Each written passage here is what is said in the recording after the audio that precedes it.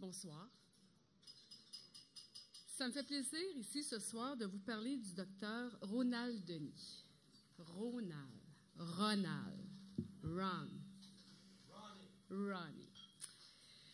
Professeur agrégé de clinique au département de chirurgie de l'Université de Montréal.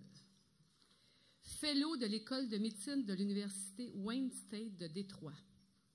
Membre distingué d'une multitude d'associations médicales locales et internationales, parmi lesquelles le Collège des médecins du Québec, évidemment, l'American Association for Academic Surgeons, l'American Association for Surgery of Trauma, la World Association of Hepato-Pancreato-Biliary Surgery, et j'en passe.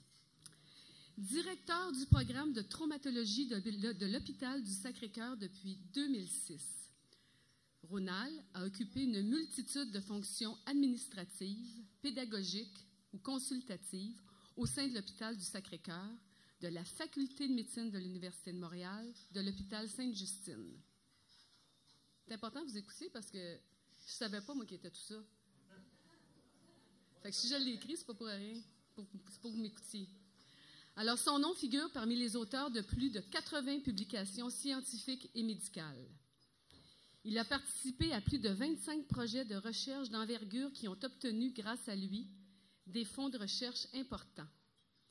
Il a agi à titre de conférencier dans plus d'une centaine d'événements visant l'avancement de la science médicale. Ronald a également participé à des ateliers de formation continue de pointe partout dans le monde. Il a été consultant médecin sur la commission parlementaire sur le port du casque à vélo, l'assurance automobile. Il a agi comme expert dans le cas de poursuites et à l'inspection professionnelle, en plus d'écrire une chronique hebdomadaire dans le Journal de Montréal pendant plusieurs années. Il a été directeur médical pour le Grand Prix Molson Indy, le Grand Prix Labatt de Formule 1 de Montréal et encore aujourd'hui, le Grand Prix de Formule 1. Et j'en passe encore. Quelles conclusions devons-nous tirer de ce CV impressionnant? Que Ronald est devenu vieux.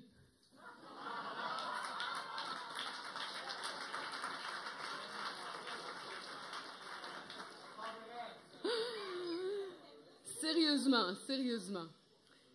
J'ai connu personnellement Ronald en janvier 1999 dans des moments pénibles pour ma famille, alors que l'équipe de trauma de l'hôpital du Sacré-Cœur a reçu mon mari, Michel, dans une situation d'urgence extrêmement délicate. Michel a tellement aimé Sacré-Cœur qu'il est revenu en décembre de la même année pour une nouvelle opération, cette fois-là entre les mains de Ronald lui-même. Tu t'en souviens, Ronald? Ceux qui connaissent Ronald savent à quel point le premier contact est facile et chaleureux. Je me rappelle de sa première phrase. « Fabienne, ferais-tu quelque chose pour la Fondation de traumatologie? On veut construire un centre intégré high-tech où les étudiants pourront opérer des robots et où je pourrai regarder mes DVD de séries télé sur un écran de 60 pouces. » Comment dire non à un homme comme lui, qui, je l'ai appris beaucoup plus tard, ne prend presque jamais de vacances et qui, le 24 décembre de chaque année, fait ce qu'il appelle ses cadeaux de Noël. C'est quoi les cadeaux de Noël de Ronald? Il opère des femmes atteintes de cancer du sein qui attendent une chirurgie depuis trop longtemps. Ronald les libère gratuitement de cette maladie terrifiante. On ne dit pas non à un homme comme lui. Ronald s'est dévoué dans un milieu rendu difficile par les contraintes professionnelles, institutionnelles, politiques ou syndicales. Dans un monde où les réseaux sociaux et les communications explosent, on pourrait penser qu'il n'y a rien de plus enrichissant que de se dévouer pour ses semblables. Pas vraiment. Pas toujours. Les soignants, ces gens dont nous avons le plus besoin dans la vie, sont aujourd'hui surveillés, suspectés, mesurés, contrôlés et aussi, malheureusement, Ronald, diffamés. On leur demande de garder en vie un mourant, de faire disparaître instantanément un cancer ou de réparer un adolescent qui roulait à 60 km/h sur l'autoroute. On exige qu'ils soient disponibles en tout temps, qu'ils répondent à toutes nos questions et qu'ils répètent les réponses quand on ne les a pas comprises.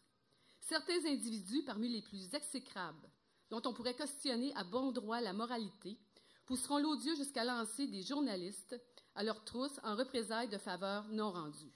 Ces gens-là, mesdames et messieurs, méritent le pire sort qu'on puisse leur réserver, être eux-mêmes, être ce qu'ils sont et le rester. Heureusement, des institutions respectables existent encore chez nous Et le Collège des médecins a confirmé récemment que le docteur Ronald Denis méritait non seulement toute notre estime, mais aussi notre admiration.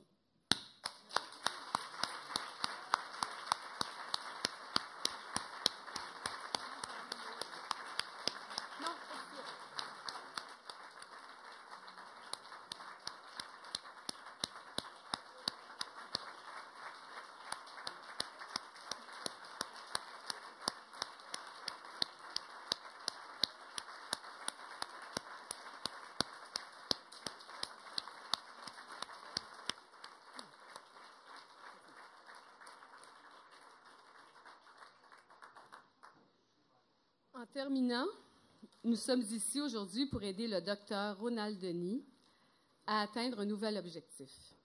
Chacun de vous participe à cet effort pour améliorer l'intervention de pointe en chirurgie bariatrique.